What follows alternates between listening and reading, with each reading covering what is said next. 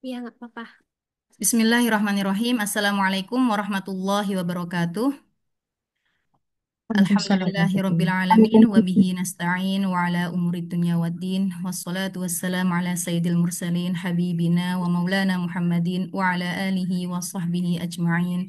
Radina billahi rabba wa bil islami dina wa bi Muhammadin nabiyya wa rasula. Allahumma inna nas'aluka ilman nafi'a wa rizqan tayyiba wa amalan mutaqabbala. Allahumma alimna ma Waalaikumsalam. yanfa'una warfa'na bima Sudah sih. 'allamtana wa zidna ilma. Iya. Rabbi shrah li sadri wa yassir li amri wahlul 'uqdatam min lisani yafqahu qawli. Allahumma amin. Ahlan wa sahlan, Masya Allah, marhaban untuk akhwat dan ummahat semuanya yang telah join di kajian fikih yang telah di di bawah koma ya, di bawah komunitas koma ya, Mbak Poni ya, Masya Allah.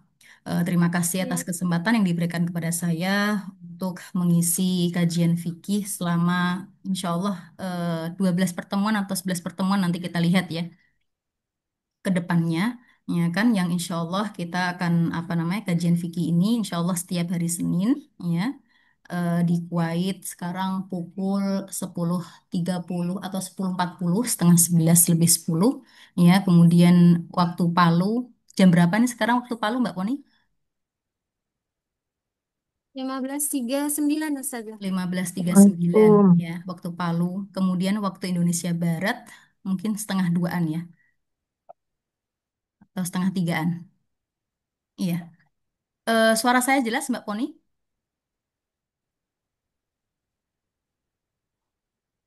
Halo? Jelas Ustazah. Baik, baik. Iya. Oke, yang terhormat buat Ustazah Muna yang belum sempat hadir ya sebagai muasis atau pendiri Koma, dan juga untuk Mbak Poni dan juga tim Koma yang saya hormati, dan juga semoga Allah Subhanahu wa taala senantiasa jaga selalu dan berkahi komunitas Koma, dan juga untuk akhwat semuanya yang telah hadir di sini, Masya Allah ya. Semoga Allah ridhoi langkah kita ya kan untuk sama-sama belajar ya, mengkaji ilmu fikih ya, mengkaji ilmu fikih. Baik, sebelumnya kalau berkenan ya, bisa di open video karena kita banyak yang belum saya tahu wajah-wajahnya ya kan, biar saya lihat lihat sebentar ya, biar saling mengenal kitanya. Baik. Izinkan saya mengenalkan terlebih dahulu. Nama saya Vina Ismatul Maula, biasa dipanggil Mbak Vina atau Umu Rafa ya. Anak saya namanya Rafa. Saya berdomisili di Kuwait saat ini, dan Ustadzah Muna dulunya sempat di Kuwait ya, pernah di Kuwait lama, dan kita berteman baik, Masya Allah ya kan. Dan beliau kembali ke tanah air ya, Masya Allah ya. Beliau semangat dakwahnya luar biasa ya, dan I have a ya document open document. beliau mendirikan ini ya, komunitas Koma ini yang sekarang berjalan ya di tengah-tengah kita ini ya. eh Kemudian saya ini backgroundnya fikih ya, memang jurusan saya fikih, konsentrasi fikih madhab atau fikih perbandingan di Kuwait University ya. Di Kuwait University ya, di Kuwait University, jurusan syariah, program studinya fikih perbandingan dan usul fikih. Alhamdulillah sudah menyelesaikan S1, S2, S3 di sini ya. Mohon doanya, mudah-mudahan Allah berikan kemudahan untuk kedepannya. eh iya ya, nanti dulu. Sebentar, maaf sebentar.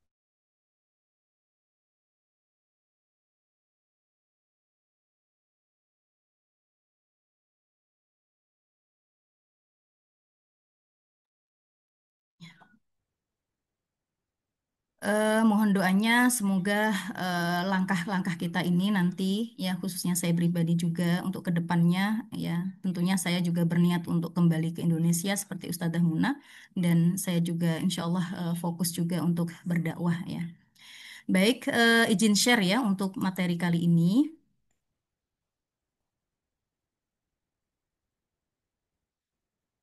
Baik, untuk pertama ya, pengenalan dulu ya, kita pengenalan tentang ilmu fikih ya, atau kita bilang muqaddimah ilmu fikih ya. Sudah terlihat sharean yang saya share di sini? Sudah Ustazah. Baik. Sudah. Kita di sini kita baca dulu bersama-sama mengucapkan Bismillahirrahmanirrahim ya. Bismillahirrahmanirrahim. Baik. Bismillahirrahmanirrahim. Iya. Yang pertama, insya Allah kita hanya membahas 5 poin saja, ya. Mohon disiapkan buku dan apa namanya pensilnya, ya kan, untuk catat-catatan. Yang insya Allah nanti setiap kajian, insya Allah nanti saya akan rangkum seperti ini, ya kan. Nanti di akhir kajian selesai nanti di seluruh pertemuan kita, kelas kita, nanti saya gabung rangkuman saya dan baru saya bisa share ke apa namanya akhwat semuanya ya. Nanti bisa dimurojaah ulang, ya. Untuk sementara belum bisa saya share dulu, ya kan, tapi saya akan rangkum setiap kajiannya insya Allah. Baik. Apa saja poin 5 yang akan kita bahas pada Muqaddimah ilmu fikih yang sekarang ini, yaitu pertama mengenal ilmu fikih atau istilahnya definisi ilmu fikih, kemudian korelasinya fikih dengan ijtihad, ya. Ijtihad kita juga sering mendengar ya, insya Allah ya, dengan istilah ijtihad. Lalu apa korelasinya fikih dengan ijtihad itu? Kemudian pentingnya mempelajari ilmu fikih dan apa hukum mempelajarinya. Kemudian apa saja nama-nama ilmu fikih dan apa saja pembahasannya di dalam ilmu fikih itu. Dan yang terakhir adalah 3 bab besar yang akan kita bahas bersama selama 3 bulan ke depan, ya, yaitu bab toharoh, kemudian bab sholat dan bab puasa, insya Allah. Baik.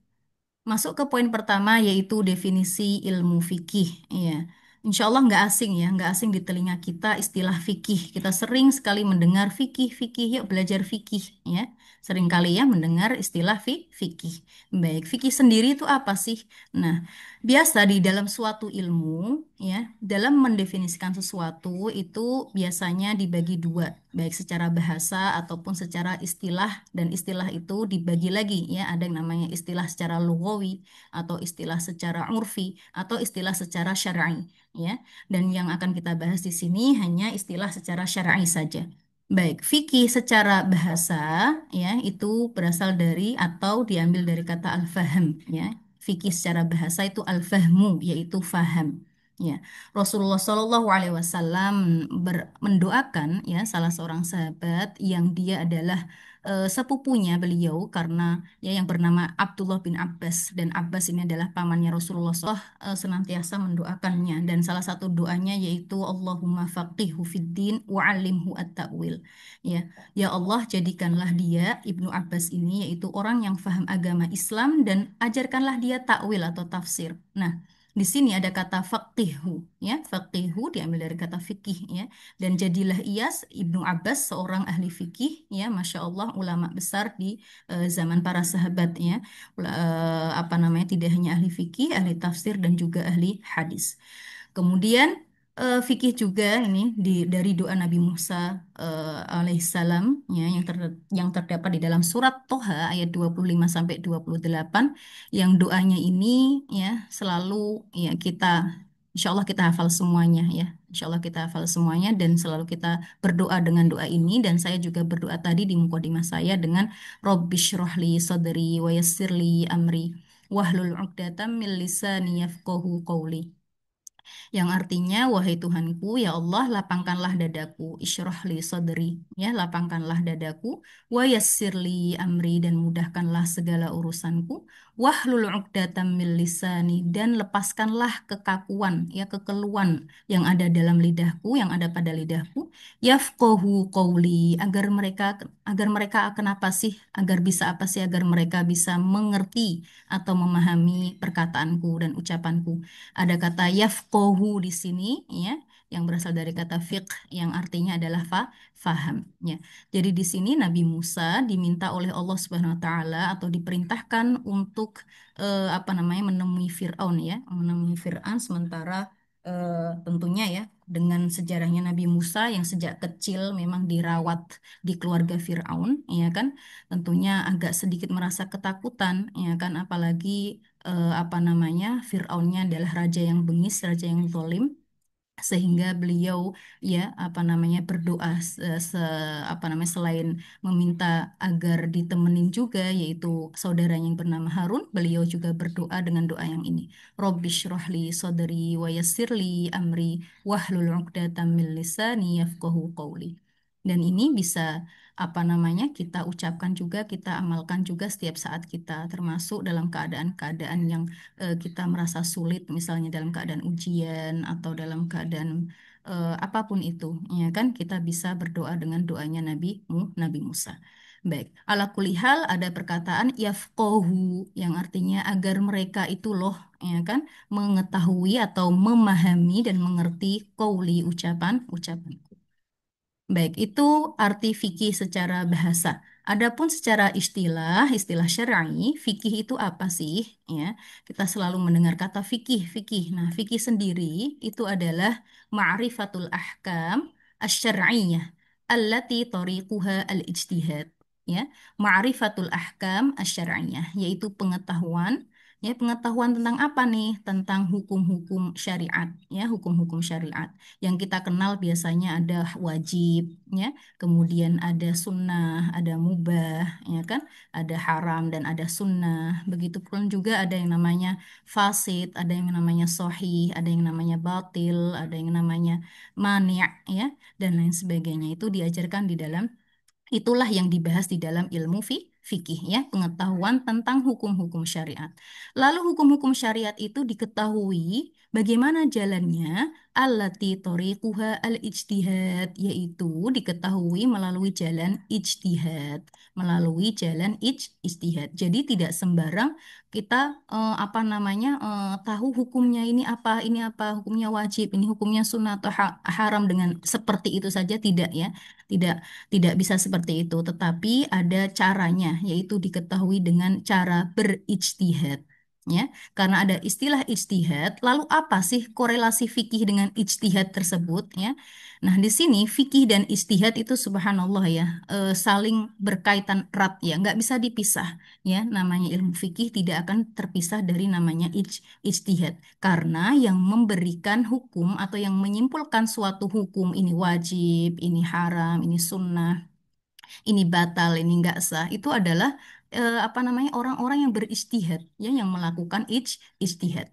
Oke, jadi dengan definisi fikih di atas, maka fikih dan ijtihad memiliki kaitan yang sangat kuat dan erat. Ya, fikih itu ilmunya. Sedangkan bentuk pekerjaan yang dilakukan untuk mendapatkan ilmu fikih yaitu apa tadi? Ya, apa namanya pengetahuan atas hukum-hukum syariat tadi itu dinamakan ijtihad ya. Jadi pekerjaannya dinamakan ijtihad. Adapun hasilnya ilmunya itu dinamakan ilmu fikih ya.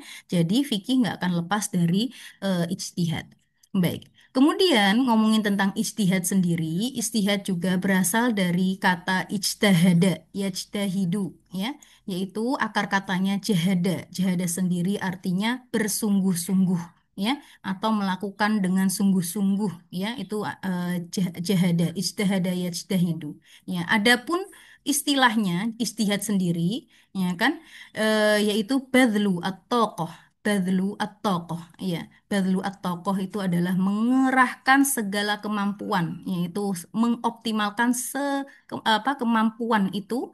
Siapa kemampuannya, siapa? Al-faqih ya, badlu toqoti minal faqih, dari seorang ahli fikih maksudnya ya, fi tahsil hukmin syar'i dhanni, ya, untuk memperoleh suatu hukum syar'i yang bersifat dhanni ya. Jadi di sini arti dari istihad adalah mengerahkan kemampuan. Siapa yang mengerahkan kemampuan tenaganya, apa namanya fikirannya, yaitu faqih itu ahli fikih. Dan ahli fikih di sini yang dimaksud adalah mujtahid ya, bukan ahli fikih yang hanya mempelajarinya, tidak ya kan, tetapi yang mujtahid.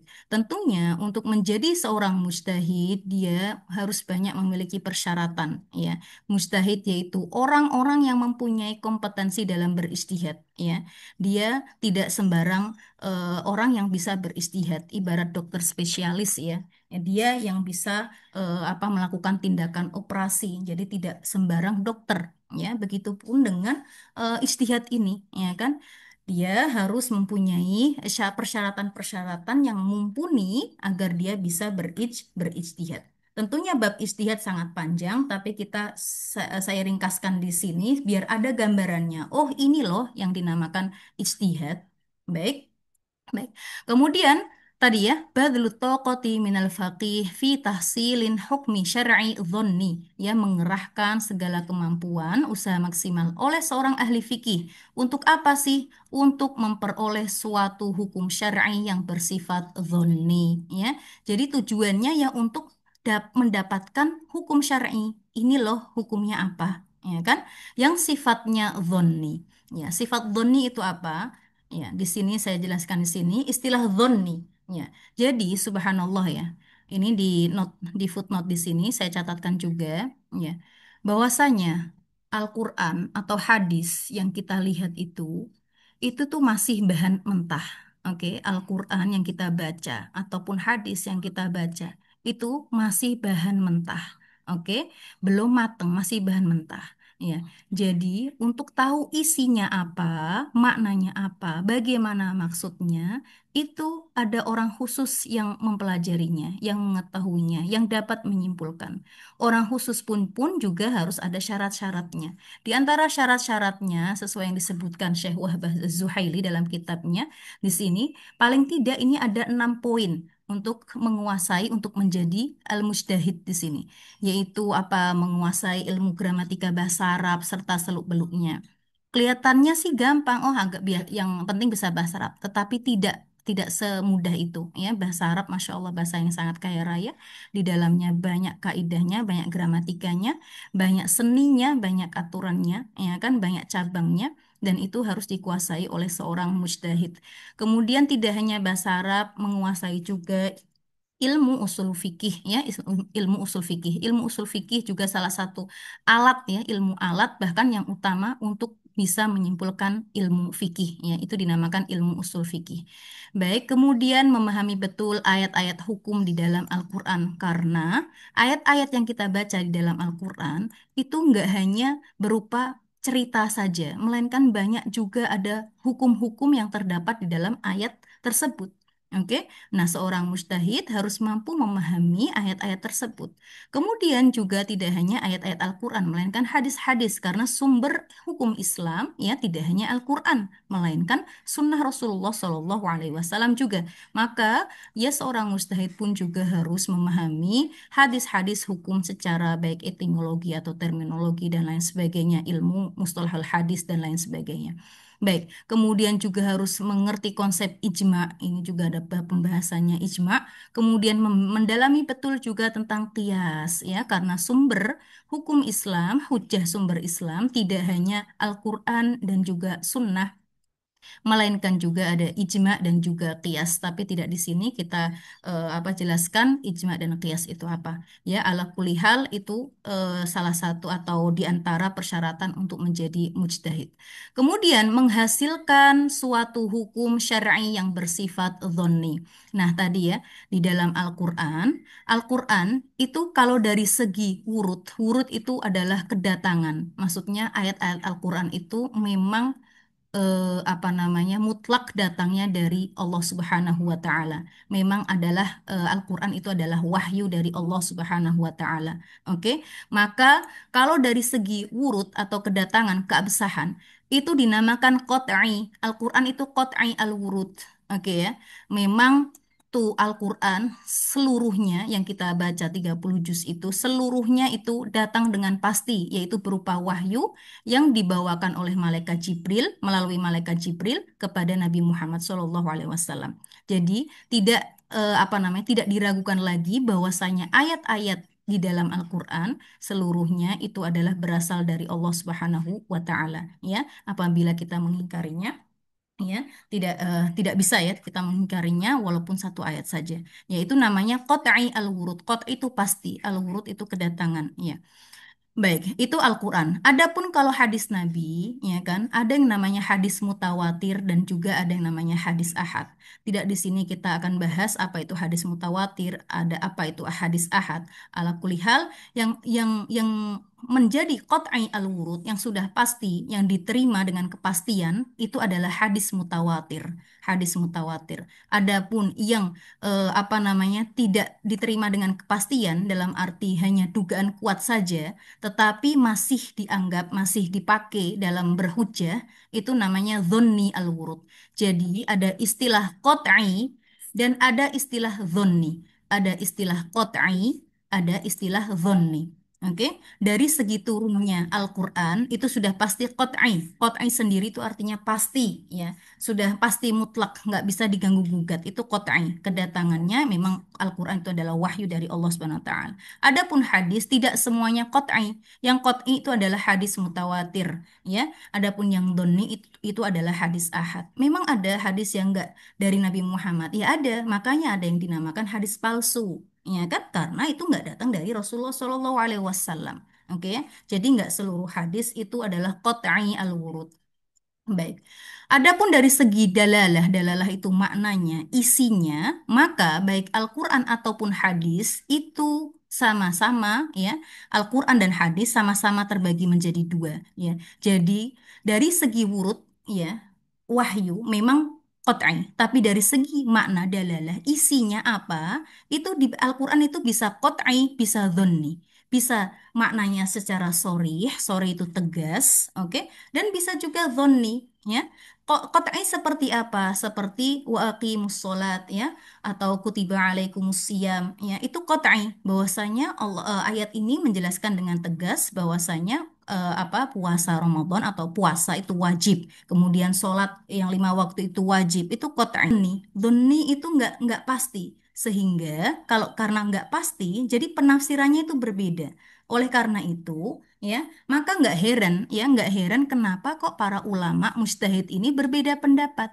Maka nggak heran kenapa kok ada beberapa madhab atau yang kita ketahui atau yang kita akui di dunia Islam ini yang mu'tabar itu empat yang sekarang ini, ya, madhab Hanafi, madhab Hambali, Maliki, Syafi'i dan Hambali, ya. Karena salah satunya, kenapa kok ada perbedaan madhab? Karena salah satunya dari sebab, dari sekian banyaknya sebab, salah satunya karena ya dalam memahami ayat atau hadis, sementara dalalahnya atau isinya memang sifatnya dhonni, tidak tegas, tidak kuat, ya. Jadi multitafsir bisa. Seperti ya, contoh misalnya kuru, lafal kuru, ya. Kalau kita lihat itu, wal mutallaqatu yatarabbasna bi anfusihinna thalathata quru, ya. Dan wanita-wanita yang dicerai, ya, wanita-wanita yang ditalak itu, ya kan, itu apa namanya, iddahnya itu salasah kuru, ya, 3 kali kuru, 3 masa kuru.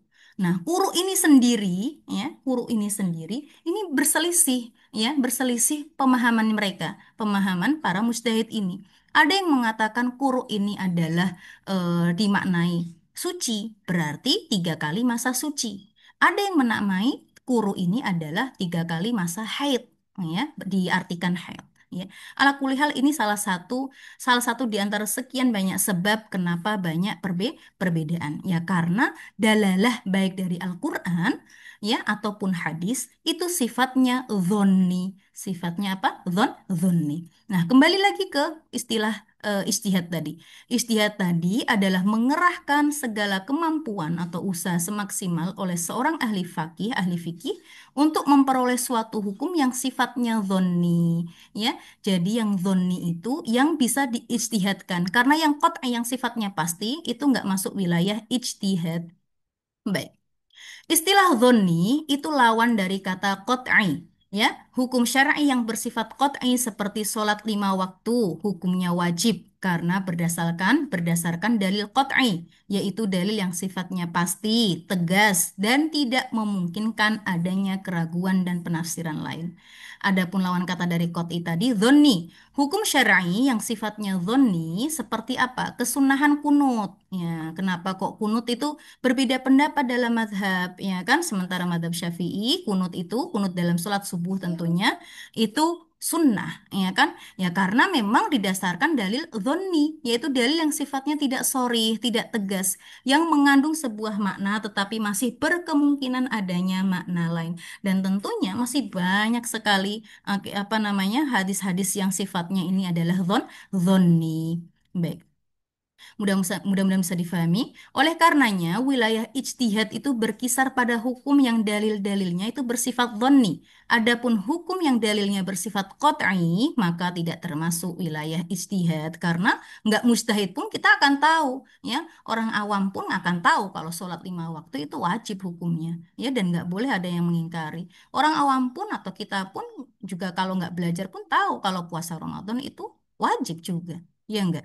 Nah, itu qat'i karena dalilnya qat'i, ya. Di situ tidak ada diistihadkan. Nah, kemudian istihad itu, nah ini ada namanya metode pengambilan hukum, istinbatul ahkam. Merupakan metode yang digunakan para ulama yang mustahid tadi dalam memproduksi hukum syariat. Oke, adapun aktivitas pengambilan hukumnya, yaitu istinbatul ahkam tadi, dilakukannya ya dikenal dengan istilah ijtihad. Sedangkan para ulama yang mempunyai kompetensi dan menekuni bidang ijtihad dinamakan mujtahid, ya. Jadi dalam menyimpulkan suatu hukum itu bukan sembarang orang, melainkan dinamakan mujtahid, orangnya dinamakan mujtahid dan yang berhak menentukan suatu hukum memang mujtahid, ya. Dan tentunya mujtahid ini punya level, ya. Ini dibahas di bab ijtihad, ya. Ada level namanya mujtahid mutlak, mustaqil, ada yang namanya mujtahid mutlak, ghair mustaqil, ada yang namanya mujtahid muqayyad, ada namanya mujtahid tarjih, ada yang namanya mujtahid fatwa, ya. Itu level-level mujtahid yang nggak perlu kita sebutkan di sini. Ala kulihal, ilmu fikih dengan istihad itu berkaitan erat, ya. Ilmu fikih itu ibarat seperti masak apa namanya makanan yang sudah siap santap, ya. Kemudian siapa yang memasaknya, siapa yang misalnya kayak rendang misalnya, maka perlu ada yang apa santannya itu kelapanya harus di apa namanya diambil dulu dari pohonnya, kemudian kelapanya harus di apa namanya dikupas dulu, ya kan, kemudian harus diperas dulu, belum lagi nanti dagingnya harus motong dulu dan lain sebagainya, ya. Kemudian kalau sudah jadi rendang, ya kan, siap santap itulah yang dinamakan ilmu fikih, ya. Adapun prosesnya, proses hukum-hukum yang sudah disiapkan oleh mustahid ini itu dinamakan ijtihad, ya. Jadi Masya Allah, ya, proses ijtihad ini, istinbatul ahkam itu tidak gampang, tidak mudah, ya. Tidak mudah dan mereka subhanallah, Allah Subhanahu wa taala kasih kemampuan untuk melakukan hal itu karena apa? Karena memang Rasulullah Shallallahu alaihi wasallam sendiri bersabda, innal ulama awarathatul anbiya, ya, sesungguhnya para ulama memang pewaris para nabi. Baik. Dari sini insya Allah bisa difahami. Insya Allah. Baik. Kita memasuki poin yang ketiga, yaitu pentingnya mempelajari fikih dan apa hukum mempelajarinya. Ya, kalau kita tahu, ya, ilmu fikih itu subhanallah, ya, ilmu ya tadi menggali atau mempelajari hukum-hukum syariat. Ya, ini wajib, ini sunnah atau ini haram, ini halalkah, ini mubahkah, ini sunnahkah, ini apa namanya rusakkah atau sahkah dan lain sebagainya. Di setiap amalan kita, ya, di setiap amalan kita, di ibadah kita, ibadah pun juga banyak sekali macamnya, ya. Tidak hanya sholat, ada puasa, ada zakat, ada haji, ada berkurban, ada dan lain sebagainya. Kemudian tidak hanya dalam bab ibadah, dalam hal muamalah pun juga seperti itu, bersosial, ya, ada yang namanya jual beli, ada yang namanya sewa menyewa, ada yang namanya pergadaian, ada yang namanya hibah, ada yang namanya wakaf, wasiat, warisan, semuanya itu diatur di dalam ilmu fikih, ya. Subhanallah, kalau kita renungkan betapa mulianya jasa para mujtahid ini, ya, sehingga bisa menghasilkan suatu hukum-hukum yang jumlahnya banyak sekali, yang hampir bahkan seluruh aktivitas kita, kehidupan kita itu tidak luput dari namanya hukum fikih, ya. Bisa difahami, ya, betapa mulianya jasa mereka, ya. Masya Allah. Kemudian kalau sudah kita tahu, kita renungkan betapa apa namanya subhanallah ternyata penting sepenting itu mempelajari ilmu fikih. Nah, di dalam mukadimah kitab Fikih Manhaj, ya, para penulisnya mengatakan inna khaira ma yashtaghilu bihil insanu ma'rifatul halali wal harami minal ahkam wa ilmu sahih minal fasid wa minal a'mal wa ilmul fiqh walladhi akhadha ala atiqihi bayanu dhalik. Ya, sesungguhnya kata para penulis fikih manhaj, sesungguhnya sebaik-baik hal yang sangat perlu untuk ditekuni oleh manusia yaitu kita, yaitu mengetahui hukum-hukum tentang yang halal dan yang haram serta memahami mana amalan yang benar dan mana yang rusak. Dan ilmu fikih adalah ilmu yang memikul tugas untuk menjelaskan semua itu. Dari sini kita sudah bisa pahami betapa pentingnya ilmu fikih.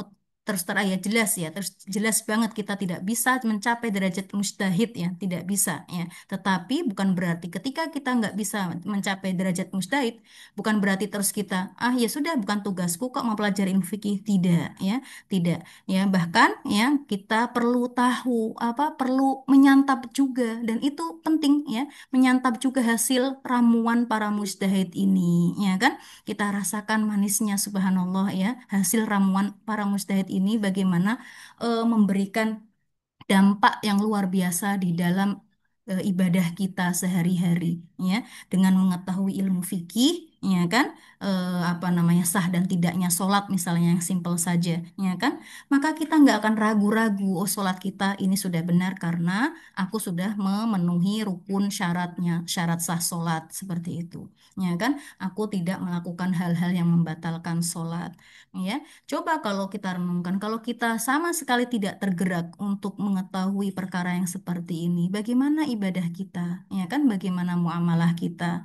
ya kan? Hanya beribadah-beribadah saja tanpa tahu ilmunya. Sayang sekali. Baik. Kemudian ada banyak dalil yang menunjukkan pentingnya mempelajari ilmu fikih, baik dari Al-Quran ataupun As-Sunnah. Di sini disebutkan firman Allah Subhanahu wa Ta'ala dalam surat At-Taubah ayat 122. أعوذ بالله من الشيطان الرجيم وما كان المؤمنون لينفروا كافة فلولا تفر من كل فرقة منهم طائفة ليتفقهوا في الدين ولينذروا قومهم Roja'u, رجعوا idza roja'u. إذا رجعوا إليهم لعلهم يحذرون. Iya, sekalian diartikan, ini ada artinya, yuk. Dan tidak sepatutnya orang-orang mukmin itu semuanya pergi ke medan perang. Mengapa sebagian dari setiap golongan di antara mereka tidak pergi untuk memperdalam pengetahuan agama mereka dan untuk memberi peringatan kepada kaumnya apabila mereka telah kembali agar mereka dapat menjaga dirinya. Iya, ahsanti barakallahu fik. Nah, di sini ada kata liyatafaqahu fiddin, ya kan, untuk memperdalam pengetahuan agama mereka, ya kan. Jadi tidakkah sepatutnya orang-orang mukmin yang pergi semuanya ke medan perang? Mengapa sebagian dari setiap golongan di antara mereka tidak pergi atau tinggal bersama Rasulullah? Ngapain sih untuk memperdalam pengetahuan agama? Ya, di sini diperintahkan untuk apa namanya mencari ilmu atau mempelajari ilmu fikih tepatnya. Kata liyatafaqahu yang berakar sama dengan istilah fikih, yaitu menunjukkan perlunya sekelompok orang dari setiap golongan umat Islam untuk khusus mempelajari dan memahami ajaran agama Islam, sementara yang lain berjihad. Hal ini menunjukkan bahwa kedudukan mendalami ilmu agama, khususnya ilmu fikih, sangat mulia, bahkan sejajar dengan kedudukan jihad itu sendiri. Ya, subhanallah. Baik. Kemudian firman Allah yang lain di dalam surat Al-Mujadilah ayat 11, yarfa'illahu alladhina amanu minkum walladhina utul ilma darajat. Ya, kata Allah Subhanahu wa taala, Allah meninggikan orang-orang yang beriman di antaramu dan orang-orang yang diberi ilmu beberapa derajat ya. Kemudian Imam Al-Qurtubi menukil perkataan Ibnu Mas'ud di dalam kitabnya Tafsir Al-Qurtubi, Wa qala Ibnu Mas'ud madahallahu al-ulama'a fi hadhil ayah. Ya, Ibnu Mas'ud berkata Allah itu telah memuji para ulama dalam ayat ini, dalam ayat Al-Mujadilah ayat 11 ini. Dan maknanya adalah bahwa Allah mengangkat derajat orang-orang yang diberi ilmu di atas orang-orang yang beriman tetapi tidak memiliki ilmu. Ingat, orang-orang beriman pun juga ada levelnya, ya. Dan Allah memberikan tingkatan dalam agama mereka, ya. Jadi Allah memberikan lebih tingkatan ya kepada orang-orang yang berilmu dan dia tentunya ya termasuk orang-orang yang beriman ya selama mereka melaksanakan apa yang diperintahkan kepada mereka. Baik, kita cukupkan dua ayat ini menunjukkan pentingnya mempelajari ilmu fikih.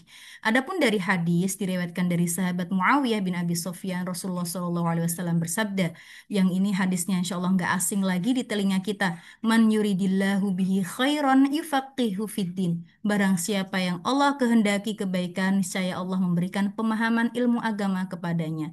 Bagaimana Allah Subhanahu wa taala memberikan kebaikan kepada kita kalau hati kita aja tidak tergerak untuk belajar fikih, belajar ilmu agama, ya. Bagaimana Allah tidak menghendaki kebaikan, ya. Oleh karena itu, agar Allah menjadikan kita atau berkehendak kebaikan kepada kita, maka kita harus semangat atau paling tidak tergerak hati kita untuk paling tidak kepo dulu apa sih fikih itu, gimana sih mempelajari fikih kayak gitu. Dengan keponya kita, maka insya Allah kita akan pengen tahu lagi, pengen tahu lagi, ya. Karena subhanallah ilmu semakin digali tuh semakin ternyata oh subhanallah banyak sekali yang perlu dipelajari dan perlu difahami. Ternyata kita ini nggak ada apa-apanya ya tanpa ilmu seperti itu. Baik. Kemudian hadis yang ini, yang kedua ini sedikit panjang, tapi yang pertama ini insya Allah kita semuanya hafal ya. Man salaka tariqan yaltamisu fihi ilman sahalallahu lahu tariqan ilal jannah. Barang siapa yang menempuh suatu jalan untuk menuntut ilmu, Allah akan mudahkan baginya jalan menuju surga. Ya kan, ini jalan yang paling mudah untuk menuju surga yaitu mencari ilmu. Baik, wa innal malaikata la tadau ajnihataha li talibil ilmi ridho bima yasna. Maka para malaikat pun menurunkan sayap-sayapnya untuk orang yang mencari ilmu ini karena ridho atas apa yang diperbuatnya. Wa innal alima la yastaghfiru lahu wa inna ini mah. Dan orang-orang yang berada di langit maupun di bumi ya la yastaghfiru lahu man fis samawa wa innal alima la yastaghfiru lahu man fis samawati wa man fil ardi hatta al hitani fil ma. Dan orang-orang yang berada di langit maupun bumi akan memohonkan ampun untuknya ya, untuk orang yang mencari ilmu. Kemudian hatal hitana fil ma, sampai-sampai ikan hiu atau ikan-ikan itu pun juga demikian ya. Keutamaan wa fadlul alimi 'alal 'abidi ka fadlil qamari 'ala sairil kawakibi. Dan juga keutamaan seorang alim, alim itu yang orang yang berilmu ini atas seorang ahli ibadah, hanya sekedar beribadah saja, itu bagaikan kafadlil qamari 'ala sairil kawakib, seperti keutamaan bulan purnama dibandingkan seluruh bintang lainnya. Kalau kita perhatikan sebenarnya bintang itu lebih besar, jauh lebih besar, jauh lebih bersinar, tapi karena terlalu jauh sehingga kelihatan dari bumi kelihatan kecil. Dan bulan padahal jauh lebih kecil daripada bintang, tapi karena dekat dan dekat ya, jadi kelihatan besar dan lebih memberikan purnamanya, memberikan sinarnya kepada bumi. Nah, itu seperti al-alim dengan al-abid. Kemudian sesungguhnya wa innal ulama'a warathatul anbiya, innal anbiya'a lam yuwarrithu dinaran wala dirhaman innama warrathu al-ilma faman akhadahu akhda bihadzin wafir, ya. Kemudian ini yang perlu digarisbawahi, sesungguhnya para ulama adalah pewaris para nabi, karena para nabi tidak mewariskan dinar ataupun dirham melainkan mewariskan ilmu. Barang siapa mengambilnya maka ia mendapat bagian yang melimpah, ya. Jadi seharusnya hadis ini sudah seharusnya menjadi motivasi kita untuk semangat lagi belajar ilmu agama, memperdalam ilmu agama, khususnya ilmu fikih, khususnya ilmu fikih. Oke, insya Allah bisa difahami ya. Jadi di sini Pak al ulama warathatul anbiya, ulama adalah pewaris para nabi ya, dan para mustahid ini sudah dipastikan pewaris para nabi. Oke, kemudian ya karena pentingnya tadi keutamaan-keutamaannya itu, lalu apa hukum mempelajari ilmu fikih? Rasulullah SAW pun bersabda, "Thalabul ilmi fardhatun ala kulli muslim," yaitu mencari ilmu ya fardu atau wajib atas setiap muslim. Nah, setiap muslim di sini itu nggak setiap muslim berarti anak kecil juga enggak, tapi yang wajib tuh bagi siapa? Dicatat ya, muslim yang mukallaf ya, muslim yang mukallaf. Muslim yang mukallaf, mukallaf itu yang bagaimana? Mukallaf itu sebenarnya arti dikasih beban. Bebannya di sini maksudnya bagaimana? Yang diberi tanggung jawab, ya, tanggung jawab untuk melakukan ibadah, ya, untuk melakukan perbuatan, ya, sehingga ketika perbuatannya itu maka memiliki konsekuensi hukum baik di dunia dan di akhirat. Maksudnya bagaimana? Kita ini mukallaf, ya, kita ini mukallaf. Sebelumnya kita masuk ke ini dulu. Ada tiga syarat seseorang dihukumi sebagai mukallaf. Yang pertama yaitu baligh, ya, baligh. Kita ini baligh semuanya sudah baligh. Kemudian kita ini berakal dan akal kita sehat, ya. Kemudian telah sampai kepadanya dakwah Islam. Kita sudah masya Allah, apalagi di zaman sekarang, ya kan, dakwah Islam di mana-mana, ya. Ya ini sudah nggak bukan alasan lagi. Oh nggak sampai kok dakwah Islam ke aku, ya.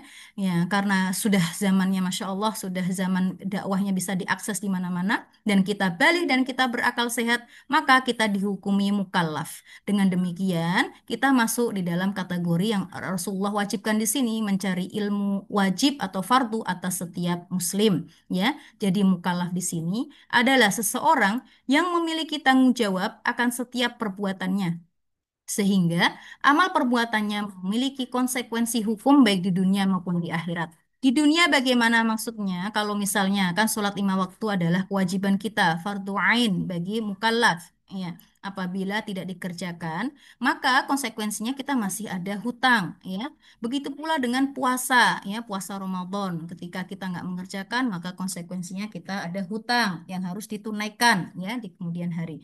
Begitupun di akhirat, otomatis ketika kita nggak mengerjakan kewajiban itu, maka konsekuensinya kita berdosa, ya, kita berdosa dan harus bertaubat.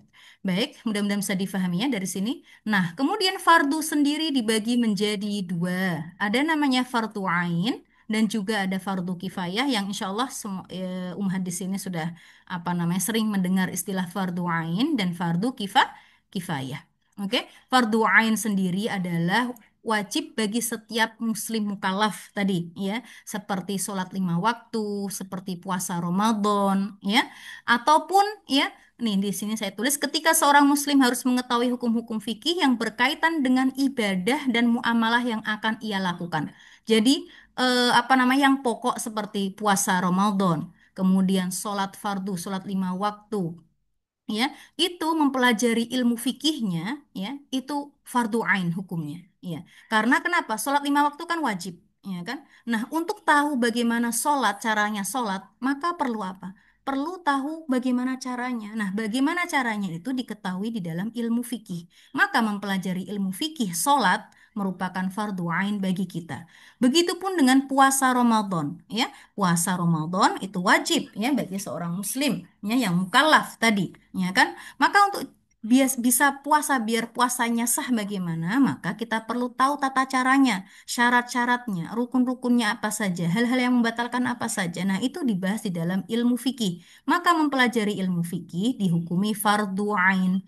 Begitu pula dengan zakat. Zakat kalau sudah memenuhi syarat wajib, maka wajib baginya itu fardu ain. Maka mempelajarinya juga biar tahu apa sih persyaratannya zakat, nisabnya itu bagaimana ya. Nah, itu tata caranya dipelajari dalam ilmu fikih. Begitu pula dengan haji, begitu pula dengan muamalah yang kalau kita mau melakukannya. Misalnya kita mau jadi bisnismen, ya, maka ada namanya fikih jual beli. Kita pelajari fikih jual belinya. Biar apa? Biar kita nggak terjerumus ke dalam apa? Gharar. Biar kita nggak terjerumus kepada hal-hal yang apa namanya yang haram, ya kan? Itu ada fikih jual belinya. Oke, itu kita jadi fardu ain kalau kita memang berkutat atau apa namanya langsung masuk ke dunia perbisnisan. Bisa difahami ya? Begitu pula dengan hutang piutang atau transaksi yang lainnya, maka kita perlu perlu pelajari fikihnya. Tapi kalau enggak, ya udah, aku enggak bisnismen kok, aku enggak itu kok. Ya sudah, berarti bukan fardu ain bagi dia. Bisa difahami dari sini? Begitu pula dengan pernikahan ketika kita berumah tangga, ya kita juga perlu apa namanya belajar tentang ilmu berumah tangga, ya kan? Mungkin kita sudah terlewati semua itu, tapi untuk anak kedepannya untuk anak-anak kita perlu kita terapkan fikih rumah tangga seperti apa, ya karena menikah itu tidak hanya sekedar cinta saja, ya kan? Perlu ilmunya, ya kan? Nanti kalau misalnya ada kejadian apa, talak atau apa, kemudian nafkah itu seperti bagaimana dan lain sebagainya. Jadi perlu banget ya sebelum menikah itu seharusnya sepasang calon suami istri itu perlu disosialisasikan fikih rumah tangga atau fikih pernikahan ya. Jadi tidak ada apa ya apa kalau masalah sudah pasti akan ada masalah di dalam semua rumah tangga. Tetapi maksudnya masalah yang besar seperti nggak adanya rasa tanggung jawab memberi nafkah itu insya Allah nggak ada karena suami ya calon suami ini sadar bahwasanya dia mempunyai tanggung jawab untuk memberikan nafkah istri. Begitu pula dengan hak kewajiban istri juga, ya, dengan mengetahui fikih pernikahan. Oh, kewajiban-kewajiban istri itu seperti ini, ya kan? Maka juga suami nggak akan, kamu nggak ngerti apa-apa dan lain sebagainya, ya kan? Adapun masalah-masalah dalam rumah tangga itu pasti ada dan itu merupakan cobaan, ya kan? Dan insya Allah sebagai apa namanya keluarga muslimah, keluarga yang tahu syariat, insya Allah tahu bagaimana menyikapi hal-hal tersebut. Ya, intinya ilmu fikih itu menjadi fardu ain, ya, yang wajibkan masing-masing individu yang mukallaf tadi. Ya, di mana ketika tanpa ilmu itu seorang bisa jatuh dalam kesalahan dan ibadahnya tidak sah. Ya, ala kulihal mempelajari fikihnya tadi, fikih sholat, fikih puasa, fikih zakat, biar ibadah yang kita kerjakan itu sah. Oke, kemudian kita mempelajari fikih jual beli, biar jualan kita itu benar atau transaksinya halal dan lain sebagainya. Insya Allah dari sini bisa difahami. Insya Allah. Ya, Ustazah. Bisa, insya Insya Allah. Allah. Kemudian ada yang Afwan namanya, Ustazah, ya, Insya aku Allah. kan waktunya sudah baik, pukul baik. 4.27. Baik, nggak apa-apa. Mungkin sampai di sini dulu. Ini namanya ada fardu ain. Nanti insya Allah minggu depan kita apa namanya lanjutkan di poin selanjutnya sedikit lagi insya Allah dan apa saja yang akan kita bahas insya Allah. Baik, kita lanjutkan pekan depan ya. Baik, wallahu taala alam bisawab. Terima kasih atas perhatiannya. Eh, terima kasih semuanya ya. Mohon maaf bila ada salah kata dari saya. Akhirul kalam, wassalamualaikum warahmatullahi taala wabarakatuh. Saya serahkan kembali kepada apa namanya hostnya, Mbak Uni. Waalaikumsalam Waalaikumsalam warahmatullahi warahmatullahi wabarakatuh. wabarakatuh. Jazakallah khair Ustazah. Ya, Ya, syukran jazakillah khair Ustazah. Afwan tadi sempat keluar dari ya. Zoom. Ya, eh, itulah tadi materi yang dibawakan oleh Ustazah. Selanjutnya kita masuk ke sesi tanya jawab. Saya buka dua penanya dulu ya. Baik. Jika ada yang ingin bertanya, silakan raise hand. Saya izin stop recording dulu, oke?